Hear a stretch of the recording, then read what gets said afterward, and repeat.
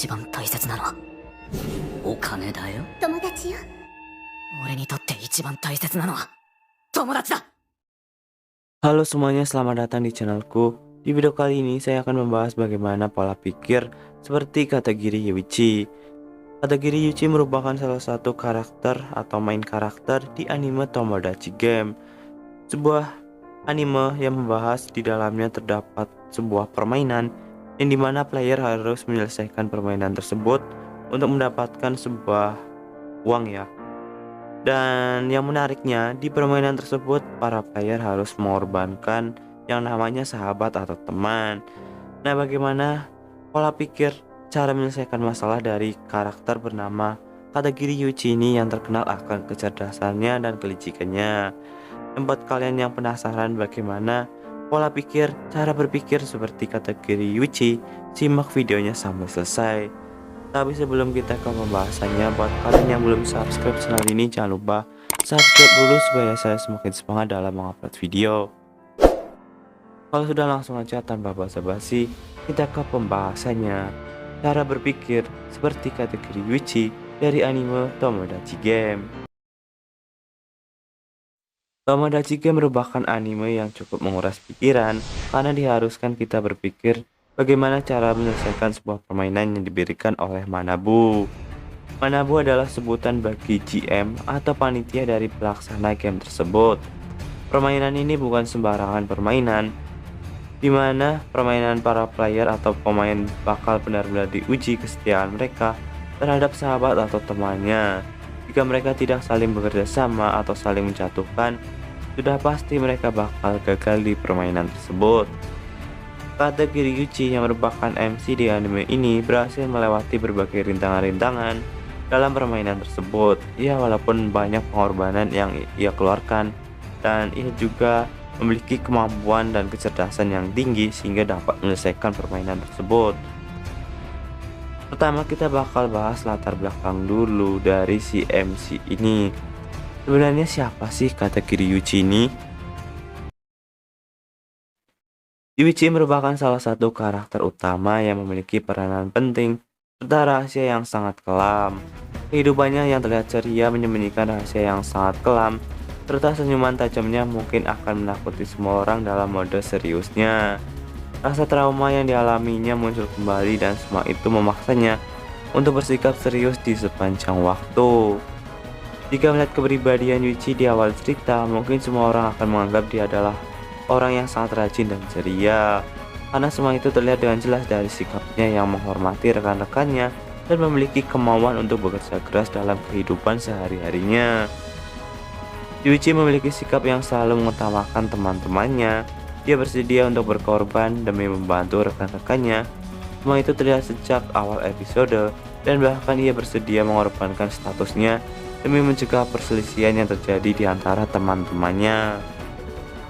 Tidak banyak cerita yang menjelaskan tentang masa lalu Yuichi, namun ada sedikit cerita yang sangat berpengaruh ke dalam cerita kehidupannya, yang dimana ia dikatakan pernah membunuh 3 orang dan ia tidak mengetahui identitas orang tua kandungnya. Ia dibesarkan oleh orang tua angkat yang memberinya kehidupan gelap. Aduh, berat banget sih ya kehidupan Yuichi.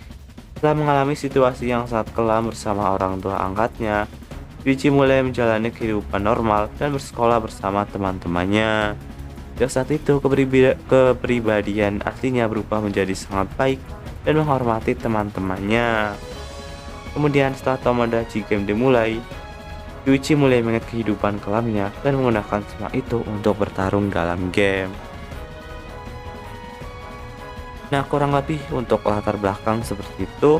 Jadi intinya si Yuichi ini adalah salah satu karakter yang memiliki masa lalu yang kelam ya guys, dan sekarang ia harus memulai kehidupan di sekolahnya dengan normal tanpa harus mengingat masa lalunya. Tapi semenjak adanya Tomodachi Game, ia mulai mengungkit lagi masa lalunya dan menjadikan hal itu sebagai dasar untuk menyelesaikan permainan ini. Oke, langsung aja kita masuk ke awal mulai permainan dari Tomodachi Game.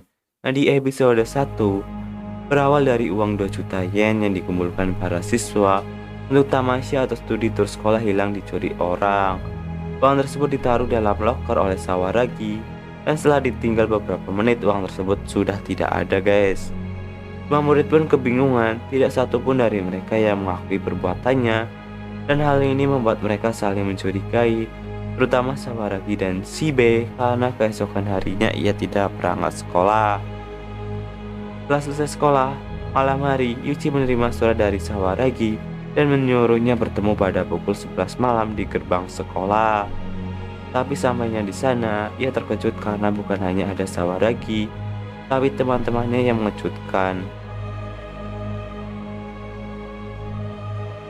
Dan yang lebih mengejutkan lagi, mereka berkata kalau mendapatkan surat itu dari Yuichi. Yuichi yang mendengar itu terkejut dan merasa ada yang tidak beres. Benar saja, tiba-tiba Yuichi dan teman-temannya diserang dari belakang oleh orang tidak dikenal, dan setelah sadar ia berada di tempat yang asing. Kemudian tiba-tiba muncul sosok dengan kostum Manabu. Manabu menjelaskan kalau mereka memiliki hutang 20 juta yen. Semuanya pun terkejut dan mereka dipaksa untuk bermain sebuah game jika mereka ingin melunasi hutang tersebut. Semua orang pun kaget ya karena tiba-tiba jadi semacam diculik dan masuk di sebuah permainan yang dimana mereka memiliki total hutang 20 juta yen.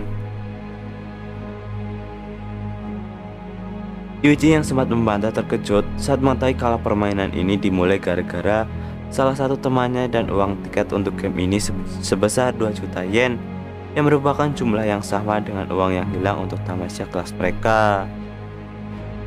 Sudah pasti kemungkinan besar salah satu dari mereka adalah tersangka. Mereka semua terpaksa mengikuti permainan ini.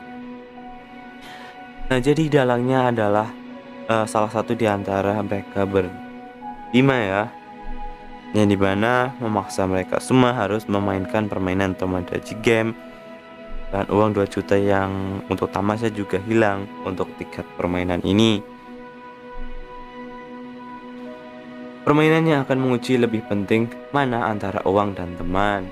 Permainan pertama segera dimulai dan masing-masing dari mereka diberi label nama dan di belakangnya tertera jumlah hutang mereka.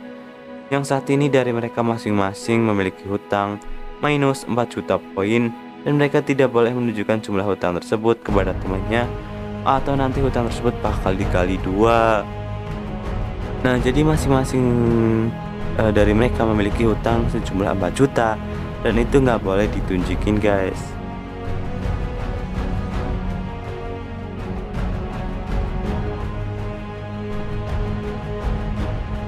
Permainan pertama pun dimulai. Sekarang kita bakal bahas kemampuan analisis dan penyelesaian masalah kategori Yuichi dalam menyelesaikan permainan ini. Secerdas apakah si Yuichi dan apakah kalian memiliki kemampuan yang mirip? Mari kita lihat.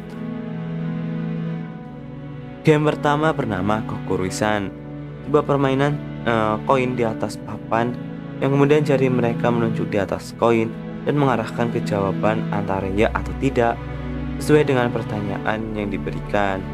Jika ada satu orang jawabannya berbeda, maka koin akan menunjuk ke arah jawaban satu orang tersebut, sehingga mereka harus memiliki jawaban yang sama untuk menyelesaikan masalah permainan ini.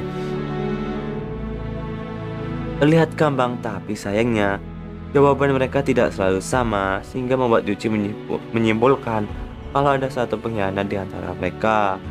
Walaupun pertanyaannya sangat gampang, selalu berakhir dengan jawaban yang salah. Jadi di permainan Kokurisan, mereka diberi pertanyaan oleh pembaca dan harus menjawab pertanyaan tersebut. Dan kalau ada satu orang yang berbeda, maka otomatis jawaban akan mengarah ke minoritas atau jawaban terkecil tersebut. Dan sayangnya satu jawaban terkecil tersebut adalah jawaban yang selalu mengarah ke jawaban yang salah, atau dapat dibilang itu adalah pengkhianatnya. Waduh, terus bagaimana dong cara untuk menyelesaikan masalah ini? Kemudian ditambah mereka nggak bisa berbicara. Kemudian yang menyulitkan lagi, dalam game ini mereka dilarang berbicara, sehingga menyulitkan mereka untuk saling bekerja sama. Jika berbicara, maka otomatis hutang mereka bakal digandakan. Pertanyaan pertama pun mulai dan jawabannya salah. Kedua, ketiga, bahkan keempat jawaban mereka salah, walaupun pertanyaan tersebut sangat gampang. Hingga pertanyaan keempat giliran kategori Yuji, ia menyadari jika jawaban mereka tidak, otomatis hutang pembaca akan dikurangi setengahnya, dan apabila menyelesaikan permainan akan dikurangi 400.000 bagi pembaca. Waduh, otomatis jika jawabannya salah, si pembaca ini bakal diuntungkan karena utangnya bakal dikurangi setengahnya. Tapi kalau jawabannya benar, hanya dikurangi 400.000 guys. Hal yang membuat Yuji curiga kalau mereka sengaja memilih jawaban tidak supaya hutang mereka cepat berkurang. Dan mereka menumbuk pada orang kelima, yaitu Kokorogi. Kokorogi membacakan soalnya. Apakah kita akan selalu berteman? Di saat mereka hendak menjawab, kategori Yuji berbicara dan melanggar aturan. Otomatis, hutang Yuji bertambah. Tapi di lain sisi, hal ini akan membuat alur permainan terbalik. Yuji mengatakan jika permainan ini berakhir, maka orang yang memiliki hutang paling sedikit akan kalah besar. Yuji menggertak pada kertas pertanyaannya, tertulis hukuman terakhir akan diberikan kepada orang yang memiliki hutang paling sedikit. Ya walaupun ini cuma gertakan, tapi ini akan membuat si penipu atau pengkhianat ini bakal merasa was-was.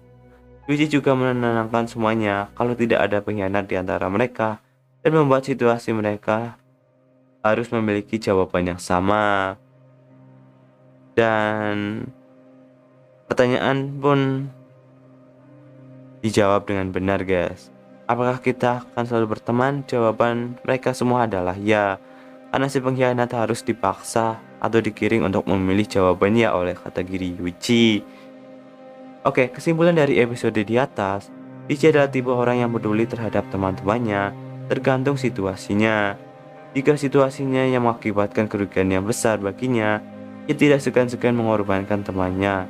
Pada permainan konkretisan, pada pertanyaan keempat yaitu pembaca soal Yuji, ia bisa mengakhiri permainan saat itu juga, dan ia juga sudah menyadari permainan tersebut.